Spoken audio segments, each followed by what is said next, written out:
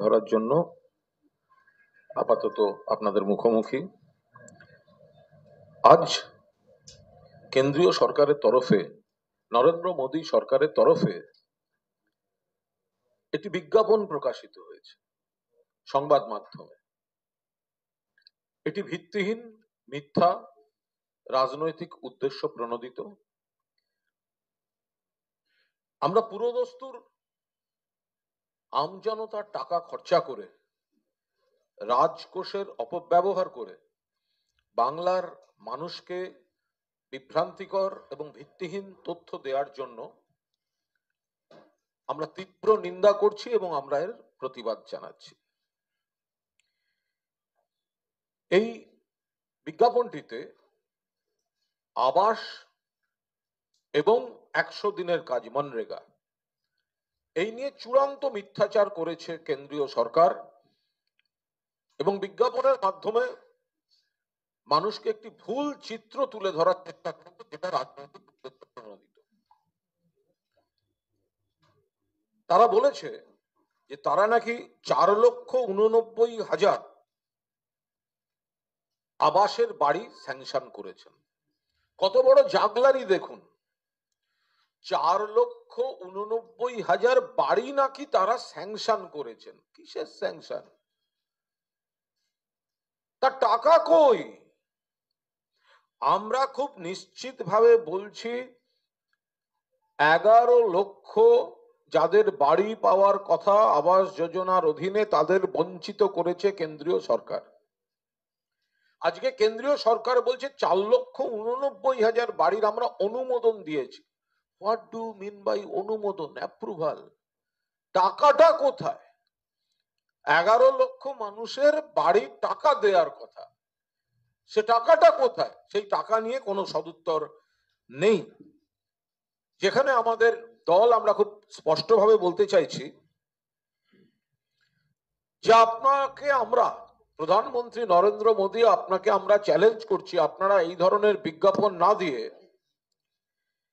এই যে 3টে বছর 21-22, 22-23 এবং 23-24 তিনটি আর্থিক বছর আপনারা যে টাকা দিয়েছেন, এটার একটা শ্বেতপত্র প্রকাশ করুন। আপনারা তো টাকা দেননি, আপনারা টাকা দেননি, আপনারা কথার জাগলারি করছেন। বাড়ির অনুমোদন দিয়েছি, 4,89,000 বাড়ির অনুমোদন দিয়েছি। অনুমোদন মানে কি? 11 লক্ষ তালিকা প্রস্তুত, হকের টাকা, অধিকারের টাকা। এই টাকাটা দেবে কেন্দ্রীয় সরকার, 1 নয়া পয়সা দেয়নি 3টি আর্থিক বছরে। ফলে আমরা পরিষ্কার এটা বোঝাতে চাইছি, আপনি জনসভায় যে দাবি করছেন 42,000 কোটি টাকা তারা নাকি দিয়েছেন, আমরা পরিষ্কার মনে করিয়ে দিচ্ছি 14ই ডিসেম্বর 2022 রাজ্য সরকার আপনাকে লিখেছে এই টাকা দিন, টাকা দিন, আবাসের ফান্ড রিলিজ করুন, কিন্তু 3টি আর্থিক বছরে 1 নয়া পয়সা দেননি। আমরা বলছি যে প্রেস স্টেটমেন্ট করুন প্রধানমন্ত্রী, ব্যাংক ডিটেল, ট্রানজাকশনের ব্যাংক ডিটেলটা দিয়ে দিন সংবাদ মাধ্যমে, যে বাংলাকে আবাসে টাকা দেয়া হয়েছে। আপনারা এই মিথ্যা বিজ্ঞাপন না দিয়ে আপনারা ব্যাংক ডিটেলের স্টেটমেন্টটা প্রেস রিলিজ করে দিন, যে এই দেখুন, এই অ্যাকাউন্ট থেকে রাজ্যের এই অ্যাকাউন্টে টাকা ট্রান্সফার হয়েছে। আমরা আপনাকে এই চ্যালেঞ্জ জানাচ্ছি। আপনারা বিপুল সংখ্যক মনরেগা 100 দিনের কাজে যারা কাজ করেছে তাদের টাকা দেননি। আপনারা যে অনিয়মের কথা বলছেন, প্রথমত এতগুলো কেন্দ্রীয় টিম এলো, কোথায় অনিয়ম? 100 দিনের কাজে আপনার সরকার, প্রধানমন্ত্রীর সরকার, বিজেপির সরকার দেশের মধ্যে ফার্স্ট প্রাইজ দিয়েছে পশ্চিমবঙ্গকে, অথচ আপনি টাকা দেবেন না। এটা কি করে হতে পারে? আপনি ফার্স্ট প্রাইজ দিচ্ছেন পশ্চিমবঙ্গকে, অথচ আপনি টাকা দেবেন না। তো আমরা আপনাকে খুব পরিষ্কারভাবে বলছি যে এই যে আপনারা অনিয়মের কথা বলছেন, তো তাহলে যদি কোথাও কোনো ত্রুটি থাকে তারটা বাদ রাখুন, তো বাকিদের টাকাগুলো দিন। আপনি এক নয়া পয়সা দেবেন না, বাংলার মানুষকে বঞ্চিত করবেন। কখনো 100 দিনের টাকা থেকে বঞ্চিত করবেন, কখনো আবাস থেকে বঞ্চিত করবেন, আর মানুষকে ভুল বোঝাবার জন্য রাজনৈতিক মঞ্চ থেকে বিবৃতি দেবেন, ভুল তথ্য দিয়ে কথার জাগলারি করে বিজ্ঞাপন দেবেন। এটা কি করে চলতে পারে? আমরা চ্যালেঞ্জ করছি, শ্বেতপত্র প্রকাশ করুন। আমরা চ্যালেঞ্জ করছি, প্রেস স্টেটমেন্ট দিয়ে ব্যাংক ডিটেলটা আপনারা সংবাদ মাধ্যমে দিয়ে দিন। কোথাও তো দেখাবেন যে টাকাটা দিয়েছেন। উল্টো দিকে যদি বলা যায় যে আপনারা অনিয়ম এই ধরনের কথা বলছেন, তাহলে মধ্যপ্রদেশ, সেখানে টাকা খরচ হচ্ছে না, ঠিকমতো অডিটও হচ্ছে না, ভুয়ো জব কার্ড, উত্তরপ্রদেশ সেই লিস্টটাকে টপ করছে। ভুয়ো জব কার্ড তার শীর্ষে হচ্ছে উত্তরপ্রদেশ। তাদের টাকা দিচ্ছেন কি করে? ভুয়ো জব কার্ডে দেশের মধ্যে 1 নম্বরে রয়েছে উত্তরপ্রদেশ, বিজেপি ডবল ইঞ্জিন সরকার। আপনারা তাদের টাকা দিচ্ছেন, কিন্তু পশ্চিমবঙ্গকে গত 3টে আর্থিক বছরে টাকা দেননি। প্রধানমন্ত্রী রাজনৈতিক মঞ্চ থেকে যে বিবৃতি দিয়েছেন ভিত্তিহীন। প্রধানমন্ত্রী সরকার রাজকোষের অপচয় করে বাংলার মানুষকে মিথ্যা বোঝানোর জন্য কথার জাগলারি করে বিভ্রান্তিকর বিজ্ঞাপন দিচ্ছেন। আমরা সেই জন্য খুব স্পষ্টভাবে বলছি, বাংলার মানুষের হকের টাকা, বাংলা থেকে গত 4-5 বছরে এই কেন্দ্রীয় সরকার 4,64,000 কোটি টাকার বেশি ট্যাক্স তুলে নিয়ে গেছে বাংলার বুক থেকে। 4,64,000 কোটি টাকার বেশি গত 4 বছরে। আর বাংলার 1,50,000 কোটি টাকার বকেয়া তারা বাংলাকে দিচ্ছে না। আর এর মধ্যেই রয়েছে 100 দিনের কাজের টাকা, এর মধ্যে রয়েছে আবাসের টাকা। এখন বলছেন 4 লক্ষ বাড়ি অনুমোদন করেছি। অনুমোদন মানেটা কি? 11 লক্ষের লিস্ট তো রেডি করে রেখেছে পশ্চিমবঙ্গ সরকার। 11 লক্ষ মানুষের আবাসের টাকাটা দিয়ে দিন। টাকার কথা বলছেন না, জাগলারি করছেন, ঘুরিয়ে দিচ্ছেন। পেমেন্ট রিলিজড এই শব্দটা নেই, অ্যাপ্রুভড, অনুমোদন করেছি। অনুমোদন করা টাকা দেয়া আকাশ পাতাল তফাৎ। 1 নয়া পয়সা দেয়নি। সেই কারণে আমরা বলছি, শ্বেতপত্র প্রকাশ করুন, ব্যাংক ডিটেলস প্রকাশ করুন, মানুষের সামনে বাংলাকে এই খাতগুলিতে, এই বিভাগগুলিতে কত টাকা দিয়েছেন খুব স্পষ্টভাবে। বাংলাকে আপনারা বঞ্চিত করছেন, বৈষম্য, মিথ্যাচার, কথার জাগলারি। আমরা চাই পেমেন্ট নিয়ে শ্বেতপত্র প্রকাশিত হোক, পেমেন্ট ডিটেলস প্রকাশ্যে আসুক। কেন্দ্রীয় সরকার বাংলাকে টাকা দেয়নি, এই হচ্ছে আমাদের বক্তব্য।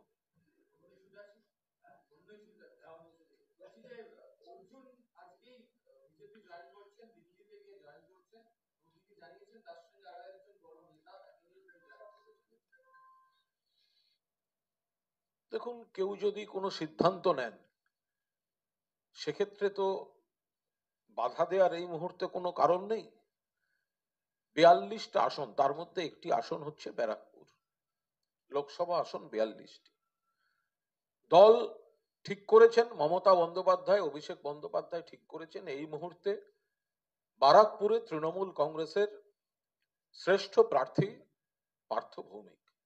পার্থ ভৌমিককে নমিনেশন দেওয়া হয়েছে। এবার বিভিন্ন জায়গায় যারা রাজনীতি করেন তাদের অনেকের নমিনেশন পাওয়ার, রাজনৈতিক কর্মী, রাজনৈতিক সংগঠক, কারোর ইচ্ছা থাকতে পারে, না পেলে মন খারাপ হতে পারে।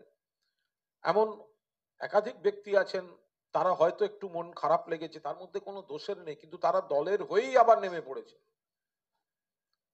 কারণ দল একটা সিদ্ধান্ত নিয়ে নিয়েছে যে কে প্রার্থী, এত বড় দল, এত বড় পরিবার, দলের প্রতি মানুষের সমর্থন, ফলে একাধিক রাজনৈতিক কর্মীর একটা আসনের জন্য তো ইচ্ছা থাকতেই পারে, কিন্তু আসন তো সেই একটাই সেই এলাকায়। ফলে কোনো কারণে অর্জুন সিং এবার তৃণমূলের প্রার্থী হিসেবে বিবেচিত হননি, কিন্তু তা না হলেই দেখুন এমন আরো একাধিক ব্যক্তি আছেন, তাদের হয়তো কোনো কারণে কোনো আসনে ইচ্ছা ছিল, খারাপ লেগেছে, কিন্তু তারা মমতা বন্দ্যোপাধ্যায়ের সিদ্ধান্তকে সম্মান জানিয়ে তারা কিন্তু দলের হয়ে, দলের প্রার্থীদের হয়ে নির্বাচনী ময়দানে নেমে পড়ছেন। সেখানে কারুর যদি মনে হয় না আমাকে দাঁড়াতেই হবে, আমি এখান থেকে না হলে আরেক জায়গা থেকে দাঁড়াবো, সেটা সম্পূর্ণ তার ব্যাপার। ফলে এ নিয়ে নতুন করে আর বলার কিছু নেই, মানুষ দেখতে পাচ্ছেন, এবং আমরা নিশ্চিত যে মমতা বন্দ্যোপাধ্যায়ের আশীর্বাদ ধন্য প্রার্থী, অভিষেক বন্দ্যোপাধ্যায় নির্বাচিত প্রার্থী, তৃণমূল কংগ্রেসের প্রার্থী পার্থ ভৌমিককে ব্যারাকপুরের মানুষ বিপুল ভোটে জয়যুক্ত করবেন।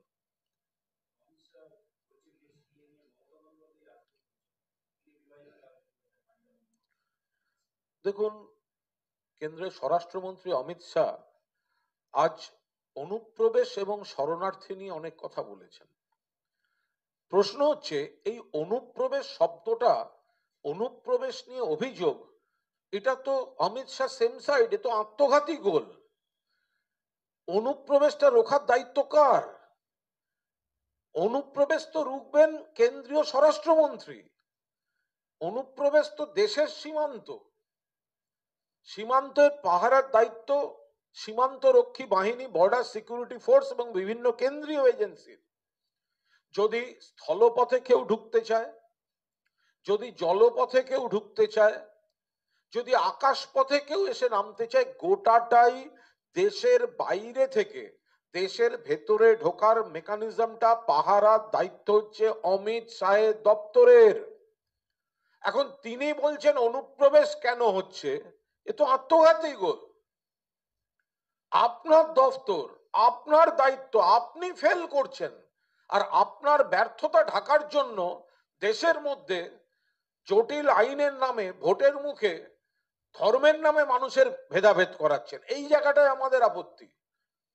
অনুপ্রবেশ রোখার হলে আপনি অনুপ্রবেশ রুখুন, তার জন্য সরকারি মেশিনারি রয়েছে, তার জন্য নিয়ম কানুন রয়েছে, তার জন্য আইন কানুন রয়েছে, তার জন্য বাহিনী রয়েছে, তার জন্য এজেন্সি রয়েছে, তার জন্য কেন্দ্রে মিনিস্ট্রি রয়েছে, আর সেই মিনিস্ট্রির মন্ত্রী হচ্ছেন অমিত শাহ স্বয়ং। তো তাহলে আমরা কি বলছি? আমরা বলছি যারা এই রাজ্যে বা এদেশের ভোটার, যারা ভোটার লিস্টে যাদের নাম আছে, আধার কার্ড আছে বা এই ধরনের নথিপত্র আছে, যারা ভোট দিয়ে জনপ্রতিনিধি নির্বাচন করেন, যারা ভোট দিয়ে সরকার নির্বাচন করেন, তারা সবাই এদেশের নাগরিক। এর জন্য তো আমাদের একটা চালু আইন, চালু পদ্ধতি সবই আছে। ফলে নতুন করে ধর্মের নামে ভাগ করার কি প্রয়োজন? যদি কেউ বলেন, অমিত শাহ যেটা বলছেন, যে যদি অন্য দেশ থেকে নির্যাতিত হিন্দুরা আসেন, মানুষ হিসেবে দেখুন, শুধু হিন্দু মুসলমান দেখবেন না। যদি নির্যাতিত হিন্দুরা আসেন, নিশ্চিতভাবে তাদের জন্য যেমন মানবিকতা থাকবে, তেমনি কোন কোন দেশ থেকে নির্যাতিত অন্য ধর্মের লোকেরাও ছুটে আসছেন, সেখানেও তো মানবতা কাজ করবে, সেখানেও তো তাকে আশ্রয় দিতে হবে। এটা তো ভারতবর্ষ। এখানে নির্যাতিত মানুষ যদি কেউ থাকেন, দেশের আইনে যা হবে তাই হবে। মানুষকে আবার ধর্ম দেখে ভাগ করা, এটা ভয়ঙ্কর ব্যাপার। আর যদি আসার কথাটাই হবে যে দেশে আসছেন, এই আশাটা রোখার দায়িত্বটা তো অমিত শাহ নিজের। যদি অনুপ্রবেশ হয়ে থাকে, যদি অনুপ্রবেশ চলতে থাকে, তার ব্যর্থতার দায় কেন্দ্রীয় সরকারের, কেন্দ্রীয় স্বরাষ্ট্রমন্ত্রীর। তার ব্যর্থতার দায় এড়িয়ে ভোটের মুখে ভোট ব্যাংক করার জন্য ধর্মের নামে মানুষকে ভেদাভেদ, এইটা তৃণমূল কংগ্রেস আপত্তি করছে। আর আমি আবার রিপিট করছি, যদি বিজেপির কোন জনপ্রতিনিধি, maybe any MLA or MP or municipality commissioner or panchayat member, any public representative of BJP, anybody, তারা যদি ডিসাইড করেন যে সিএ ফর্ম ফিল আপ করবেন, তাহলে তাদের ভোটে দাঁড়াবার কোনো যোগ্যতা নেই। আর কোনো বিধায়ক যদি ফিল আপ করেন, অবিলম্বে তাদের বিধায়ক বা সাংসদ পদ খারিজ করতে হবে। কারণ সিএ আবেদনের শর্তটাই হচ্ছে যে আপনি এদেশের নাগরিক নন, সেই জন্যই আপনি নাগরিকত্বের আবেদন করছেন। তাহলে এদেশের নাগরিক নন এমন কোন ব্যক্তি ভারতবর্ষে নির্বাচিত জনপ্রতিনিধি হতে পারে না, ভারতবর্ষের আইনসভায় যেতে পারবেন না। ফলে বিজেপির কোন নেতা যদি সিএ এর ফর্ম ফিল আপ করেন, তাহলে ধরে নিতে হবে তিনি এদেশের নাগরিক নন, সবে নাগরিক হওয়ার আবেদন করছেন। সেক্ষেত্রে কোনো অবস্থায় কোন স্তরের জনপ্রতিনিধিত্বে তার থাকা যাবে না।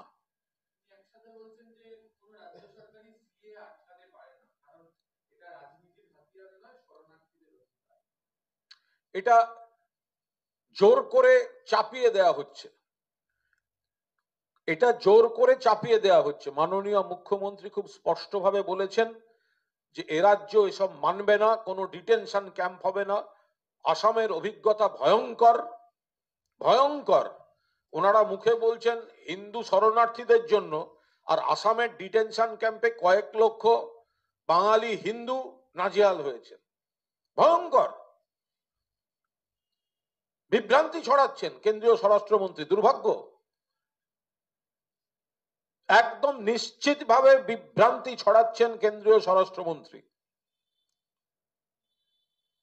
ফলে মানুষ যারা আছেন তারা এদেশের নাগরিক, এর জন্য প্রয়োজনীয় আইন, নিয়ম, পদ্ধতি সবই রয়েছে। শুধু ভোটের আগে ভোট ব্যাংক পলিটিক্সের জন্য ধর্মীয় ভেদাভেদের বিভেদকারী নীতি তৈরি করতে চাইছেন বিজেপির এই নেতারা।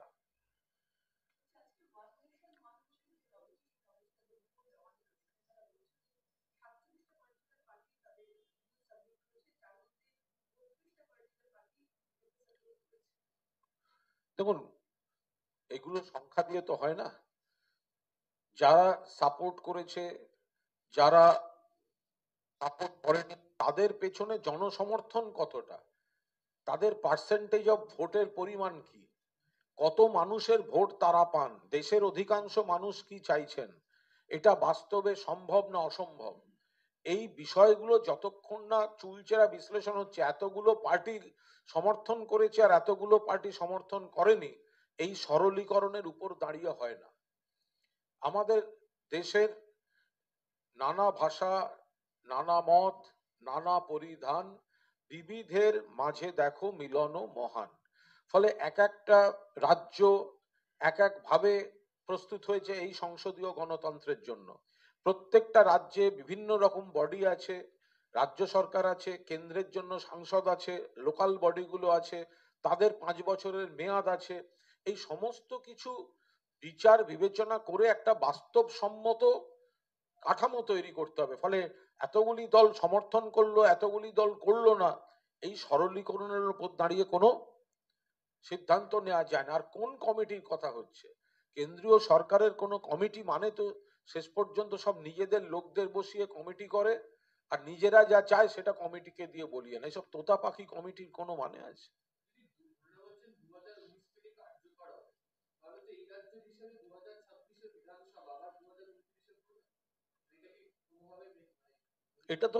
এটা তো যে সরকার যখন নির্বাচিত হচ্ছেন, আমাদের দেশের নিয়ম কানুন অনুযায়ী 5 বছরের জন্য নির্বাচিত হচ্ছেন। ফলে যখনই মাঝপথে কোনো সরকারকে আটকানো হবে, তাহলে তারা বঞ্চিত হচ্ছেন, সেই জনপ্রতিনিধিরা, সেই সরকার, সেই ভোটাররা, তাদের উপর আবার একটা নির্বাচন চাপিয়ে দেওয়া হচ্ছে। ফলে যাদের সংসদীয় গণতন্ত্রে নির্বাচনী যে অধিকারগুলো রয়েছে, 5 বছরের জন্য নির্বাচন, 5 বছরের জন্য কাজ, মানুষ সেটাকে রিভিউ করেন, করে আবার মতামত দেন। তো সেই ধাঁচাটাকে ভেঙে দেওয়াটা অত সহজ কাজ নয়, এবং সেটা কিছুটা ক্ষেত্রে অপরিকল্পিত, রাজনৈতিক উদ্দেশ্য প্রণোদিত একটা সস্তা চমকের ব্যাপারে পরিণত না হয়।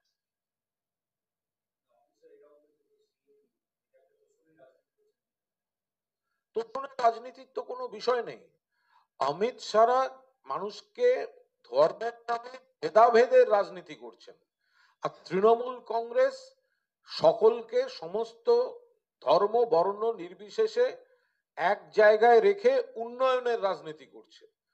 তো অমিত শাহ এত কথা বলার দরকার কি? ওনাদের কাছে সমস্যা তো অনুপ্রবেশ। অনুপ্রবেশ যদি সমস্যা হয়, উনি তো তার মন্ত্রী, উনি অনুপ্রবেশটা আটকে দিন না। এত কথাটা আসছে কেন? অনুপ্রবেশ নিয়ে সমস্যা বলেই তো এত কথা অমিত শাহ যেটা বলছেন। তো অনুপ্রবেশের রোখার দায়িত্ব তো ওনার, অনুপ্রবেশ রোখার দফতর ওনার, অনুপ্রবেশ আটকাবার বাহিনী ওনার দায়িত্বে, অনুপ্রবেশ রোখার এজেন্সিগুলো ওনার দায়িত্বে। উনি ফেল করছেন, আর তারপরে এখানে মানুষের মধ্যে ধর্মের নামে ভেদাভেদ সৃষ্টি করছেন। আর সেইটা নিয়ে কথা বলতে গেলে তখন বলছেন তুষ্টিকরণের। এত কথা আসছে কেন? দেশের বর্ডারটা সিল করে রাখুন না ঠিক করে, দেশের অনুপ্রবেশটা বন্ধ করুন না আপনি। আপনাকে কে বারণ করেছে?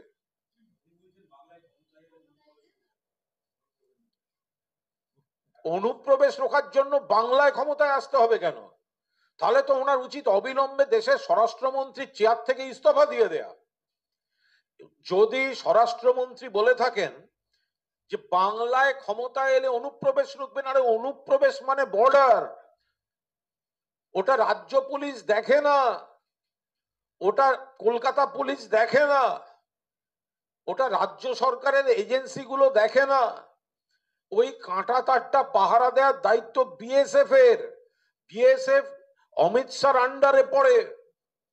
কেন্দ্রের সরকার কাদের? বিজেপির। অমিত শাহ কাদের? বিজেপির। অনুপ্রবেশ রক্ষার দায়িত্ব কার? কেন্দ্রীয় স্বরাষ্ট্র মন্ত্রকের। স্বরাষ্ট্র মন্ত্রক কার হাতে? অমিত শাহর হাতে।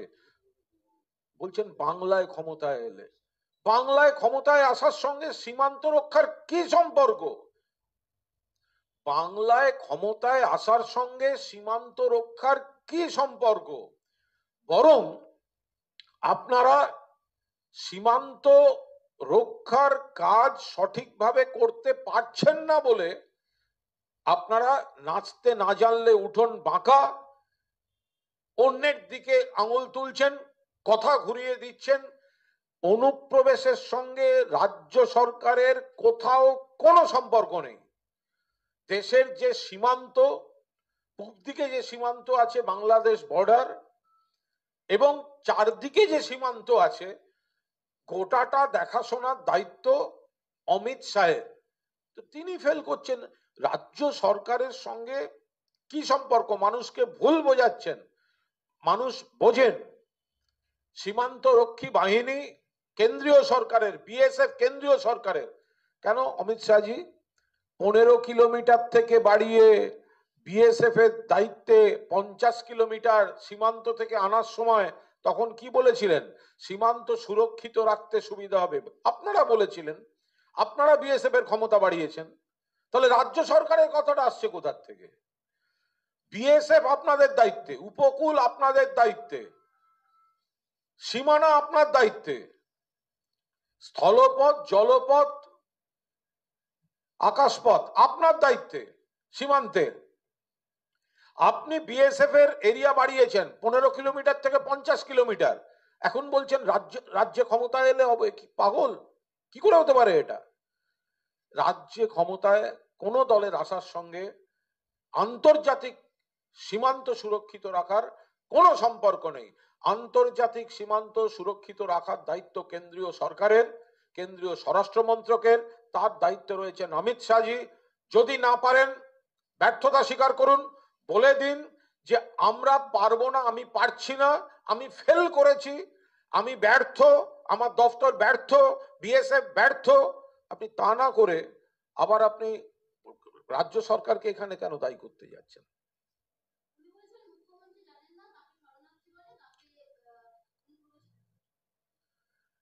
শরণার্থী হচ্ছে বিজেপিতে যাওয়া শুভেন্দু অধিকারী। তার কারণ বিজেপি ওকে চোর বলেছিল, অমিত শাহ জেনে রাখা উচিত, হোম মিনিস্ট্রিতে চালান। শরণার্থী আর অনুপ্রবেশকারী এই দুটো তফাৎ। শরণার্থী হচ্ছে শুভেন্দু অধিকারী, কারণ হচ্ছে বিজেপি ওর ভিডিও দেখিয়েছিল, বিজেপি বলেছিল চোর, ক্যামেরার সামনে টাকা নিচ্ছে, সিবিআই চাই, সিবিআই করলো, সিবিআই এফআইআর নেম করলো শুভেন্দুর বিরুদ্ধে, শুভেন্দু বিজেপি শরণে চলে গেল। এ হচ্ছে শরণার্থী। আর অনুপ্রবেশ হচ্ছে বিএসএফ রুখতে পারছে না, সীমান্ত দিয়ে ঢুকছে, অমিত শাহ ফেল করছে, রুখতে পারছে না, এরা হচ্ছে অনুপ্রবেশকারী।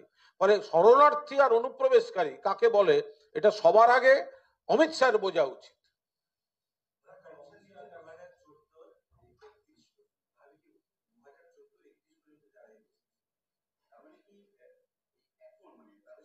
যদি কোনো মানুষ কোন ধর্মের কোন বিপদে পড়ে ভারতবর্ষে আসে বা বাংলায় আসে, তাকে রোখার দায়িত্ব কেন্দ্রীয় সরকারের। আর যদি এসে পড়েন, তাকে আশ্রয় দেওয়ার দায়িত্বটা মানবতার। পরিষ্কার কথা। এবং এখানে হিন্দু কেউ আসতে পারেন বিপদে পড়ে, আবার আমাদের পূব দিকের দেশগুলির মধ্যে এমন কিছু দেশ আছে সেখানে এমন ভয়ঙ্কর কিছু সন্ত্রাস হচ্ছে, তাতে হিন্দু ছাড়া অন্য ধর্ম এফেক্টেড, তো তারাও যে কোনো মূল্যে পালিয়ে আসছে। ফলে এগুলো সেই জায়গাগুলোকে সেই মানবিকতা দিয়ে আপনাকে বিচার বিশ্লেষণ করতে হবে। সেখানে মানুষের ধর্ম দেখতে যাওয়া, ধর্মের ভিত্তিতে ভাগ করতে যাওয়াটা অত্যন্ত বিপজ্জনক। মানুষ যদি বিপদে পড়েন, মানুষ যদি আশ্রয় চান, তার জন্য সরকারের একটা নীতি হতে পারে, কিন্তু মানুষের ধর্ম দেখে সেই নীতিটা হতে গেলে তখন সেটা নিয়ে তো মানবতার প্রশ্ন উঠবে, তো সেই প্রশ্নটা উঠবে না। নিশ্চয়ই যদি কোনো হিন্দু কোথাও নির্যাতিত হয়ে আসেন, তাকে সরকার মনে করলে আশ্রয় দেবে, আশ্রয় দেওয়াটা আমাদের নৈতিক কর্তব্য। কিন্তু অন্য কোনো দেশ থেকে অন্য ধর্মের কোনো মানুষও যদি ছুটে আসেন ভয়ঙ্কর সন্ত্রাস সেই দেশে হলে, তাহলে একই লজিক তাদের ক্ষেত্রে প্রযোজ্য। এবার বেসিক কোয়েশ্চেন, এরা সীমান্ত পেরিয়ে আসছেন কি করে? তার মধ্যে তো বৈধ অবৈধর বিষয় তারপর হবে। তো সীমান্তটাই তো অমিত শাহর হাতে রয়েছে, তা আপনারা সীমান্ত থেকে ভেতরে ঢুকতে দিচ্ছেন কি করে? তো ফলে আপনার সীমান্ত রক্ষার যে কৌশল, সীমান্ত রক্ষার মেকানিজম, সীমান্ত রক্ষার পদ্ধতি পদক্ষেপ ফেল করছে বলেই তো বাইরের থেকে মানুষ এসছে। এবার আপনি তার ধর্ম বাঁচতে বসেছেন। তো সেই জায়গাটায় আমাদের বক্তব্য যে এটা ভোটের সময় মানুষের ধর্ম না দেখে পুরোদস্তুর বিষয়টা উন্নয়নের উপর থাকা উচিত। উন্নয়নে ওনারা পিছিয়ে পড়ছেন বলে একটা, আপনি বলুন আজকে সকালবেলা একটা বিজ্ঞাপন দিয়ে বসলো, তাতে অর্ধেক হচ্ছে পরিসংখ্যানের ভুল। এরপর অমিত শাহ একটা সাক্ষাৎকার চললো, সেখানে উনি বললেন অনুপ্রবেশ কেন হচ্ছে বা অনুপ্রবেশ খারাপ, যেটা ওনার দায়িত্ব। তো মহা মুশকিল, যেটা ওনার দায়িত্ব উনি সেটার ভুল ধরছেন যে অনুপ্রবেশ কেন হয়েছে। ফলে দিশাহারা বিজেপি, উন্নয়ন নিয়ে তাদের কিছু বলার নেই। মানুষকে, বাংলাকে বঞ্চিত করেছেন, বাংলাকে অপমান করেছেন, বাংলার মানুষের হকের টাকা দেননি, বাংলার উপর প্রতিশোধ দেখাচ্ছেন, বাংলাকে নিয়ে কুৎসা করছেন, আর সেটা থেকে নজর ঘোরাতে এই ধরনের বিভ্রান্তিকর কথাবার্তা বলছেন।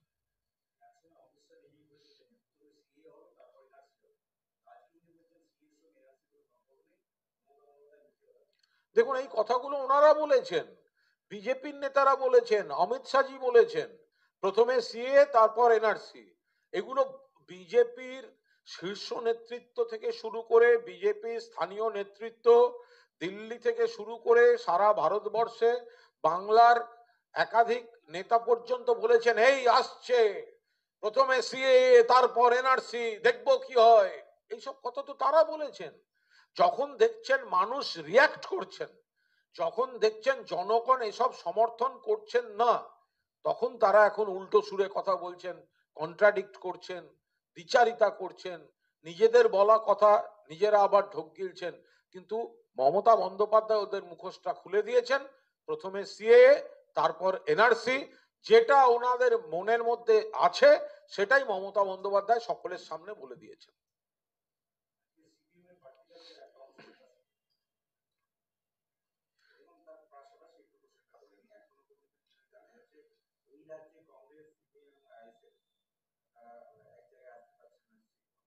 এগুলো নিয়ে আমরা খুব একটা ভাবছি না। আমি তো আবার বলছি যে সিপিএম এর যদি দম থাকে, সিপিএম নাকি ঘুরে দাঁড়াচ্ছে, ওদের নাকি ইনসাফ যাত্রা হচ্ছে, সিপিএম এর যদি দম থাকে তাহলে মিডিয়া, সোশ্যাল মিডিয়ায় বড় বড় কথা না বলে 42টা আসনে লড়ে দেখুক। 42টা আসনে ওদের জামানত জব্দ হবে, 42টা আসনে জামানত জব্দ হবে বামফ্রন্টের। যদি ক্ষমতা থাকে 42টা আসন ডিক্লেয়ার করুক, তাহলে এই ঘুরে দাঁড়াচ্ছি, ইনসাফ যাত্রা, এইসব ফেসবুক আর এক্স হ্যান্ডেলের পোস্ট মানুষের দরবারে গিয়ে বিচার হোক। তৃণমূল একা লড়ছে, একা। তৃণমূল বিজেপির বিরুদ্ধে লড়ছে, 21 সালেও লড়েছে, জিতেছে, 24 সালেও লড়ছে, 23 সালেও লড়েছে। তাহলে হোক না, তাহলে সিপিএম লড়ুক। কংগ্রেস 42টা ক্যান্ডিডেট, ওদের তো গোটা বাংলা খুঁজলে 42টা কর্মী নেই, 42টা ক্যান্ডিডেট। 42টা আগে ক্যান্ডিডেট দিক কংগ্রেস, মানুষের দরবারে সবার যাচাই হয়ে যাক জনমত, মানুষ কার দিকে আছে। আইএসএফ লড়ুক 42টা সিটে ক্ষমতা থাকলে, যার যা কথা আছে জনতার দরবারে চলুন, সবাই একা একা লড়ি, তারপর দেখা যাবে মানুষ কাদের দিকে কি রায় দিয়েছেন। রোজ এই বড় বড় কথা, হ্যান করেঙ্গা ত্যান করেঙ্গা কুছ নেই করেঙ্গা, এগুলো চলতে পারে না। ভোট এসছে, চলুন মানুষের দরবারে যাওয়া যাক। তৃণমূল মানুষের উপর ভরসা আছে, তৃণমূল একা লড়ছে, লড়ুক সিপিএম। 34 বছর নাকি ক্ষমতায় ছিল, লড়ুক না, দেখি না কত দম। 34 বছর লড়া, ঘুরে দাঁড়ানো, ইনসাফ যাত্রা, সব মিলিয়ে 42টা আসন, 42টার জামানত জব্দ হবে সিপিএম।